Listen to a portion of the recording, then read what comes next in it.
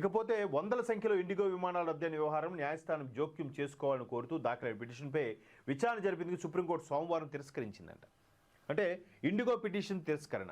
IndiGo విచ్చలవిడిగా ఈ విధంగా చేయడం, ప్రయాణికులను పట్టించుకోకపోవడం, కనీసం బాధ్యతగా ఉండకపోవడం, వాళ్ళ యొక్క సామాన్యమైనపై కూడా జాగ్రత్తగా ఉండకపోవడం, చర్యలు తీసుకోకపోవడం, కనీసం ముందస్తు సూచనలు ఇవ్వకపోవడం, చాలా చాలా ఇండిగో మీద ప్రతి ఒక్కరు కూడా ఆగ్రహం వ్యక్తం చేస్తున్న నేపథ్యంలో దానిపై వచ్చిన పిటిషన్ ఇక్కడ సుప్రీంకోర్టు తిరస్కరించిందట. ఇది ఒక ఇంట్రెస్టింగ్ అంశం. ఇదే అంశం మీద సుప్రీంకోర్టు ఎలా ప్రవర్తిస్తుందనే దాని మీద కూడా ఈ మధ్యకాలంలో చాలా విమర్శలు కూడా తావిస్తుంది. అంటే దీనిపై చర్యలు తీసుకోవాలి, కఠిన చర్యలు తీసుకోవాలి, లేదంటే అత్యున్నత న్యాయస్థానం, అన్నిటికన్నా ఫస్ట్ ఎస్టేట్ న్యాయస్థానం కాబట్టి దాని ప్రకారము యావత్ భారతావని రాజ్యాంగపరంగా నడుచుకుంటుందనేది కూడా మనందరి విశ్వాసం.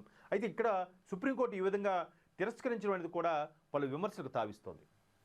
అలాగే ఇబ్బందులు ఏమైనా ఉంటే ఢిల్లీ హైకోర్టును ఆశ్రయించాలని CJ justice Surya Kant, justice Joymalya, Bagchi మొత్తం ఈ ధర్మాసనం ఏదైతే ముగ్గురు జస్టిస్లో కూడిన ధర్మాసనం నరేంద్ర అనే మిశ్రా అనే పిటిషనర్కి సూచించిందట. ఇప్పటికే ఢిల్లీ హైకోర్టు ముందు ఉందని, పౌర విమానయాన డైరెక్టర్ జనరల్ నిపుణులు కమిటీ నియమించిందని ఇండిగో తరపున హాజరైన సీనియర్ న్యాయవాది ముకుల్ రోహత్గి తెలిపారు. అంటే ఏదైతే వేశారో ఇండిగో వాళ్ళకి ఎక్కడ కొడా జల్పిస్తుందేమో సుప్రీంకోర్టు, అది కట్టండి, పెనాల్టీ కట్టండి అంటారేమో భయపడి ముందే లేదు సార్ ఢిల్లీ హైకోర్టులో ఉంది సార్, మేము అది టేకప్ చేస్తాం సార్, డీజీసీ అనుమతుల ప్రకారం చేస్తాం సార్